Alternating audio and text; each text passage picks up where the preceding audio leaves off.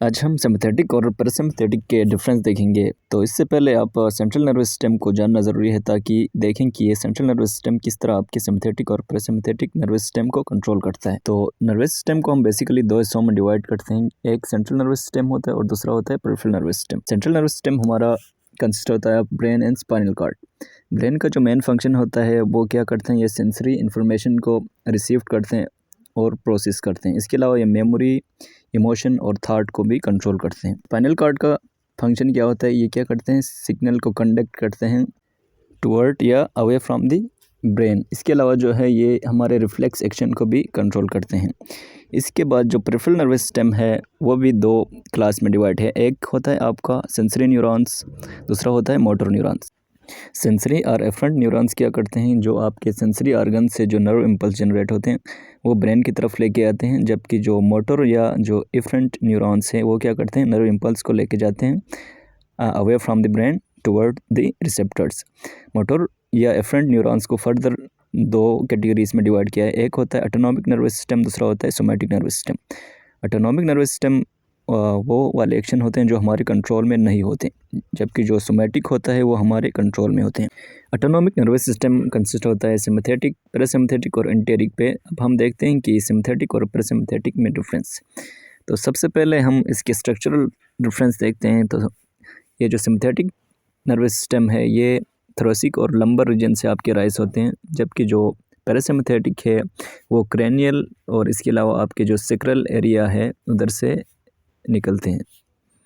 दूसरा पॉइंट ये कि जो प्री गैंग्लियनिक न्यूरॉन्स होते हैं वो शार्ट होते हैं as compared to the post ganglionic neurons. Pre ganglionic neurons basically क्या होते हैं, वो न्यूरॉन्स होते हैं जो आपके ब्रेन से या जो नर्वस सिस्टम से राइज होते हैं, जबकि जो पोस्ट गैंग्लियनिक न्यूरॉन्स होते हैं वो आपके एफेक्टर के साथ कनेक्टेड होते हैं।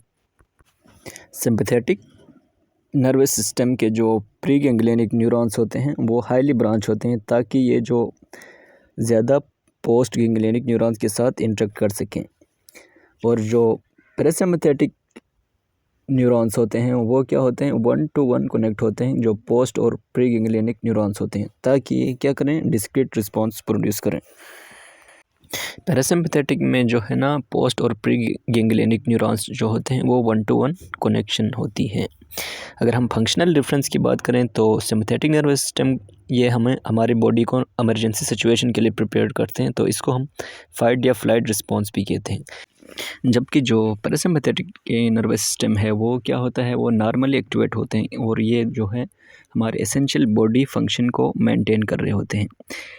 सिम्पथेटिक नर्वस सिस्टम हमारे बॉडी को किस तरह जो इमरजेंसी सिचुएशन के लिए प्रिपेयर करते हैं कि ये क्या करते हैं, हमारे हार्ट रेट और ब्लड प्रेशर को बढ़ाते हैं। इसके अलावा जो मोबिलाइजेशन ऑफ एनर्जी है उसको भी बढ़ाते हैं, और जो ये क्या करते हैं, हमारे जो स्केलेटल मसल और हार्ट को जो है ब्लड फ्लो बढ़ाते हैं और हमारे स्किन और इंटरनल ऑर्गन्स की ब्लड फ्लो को कम करते हैं। जबकि पैरासिम्पथेटिक इन सब रिएक्शन को फिर दोबारा नॉर्मल लाते हैं।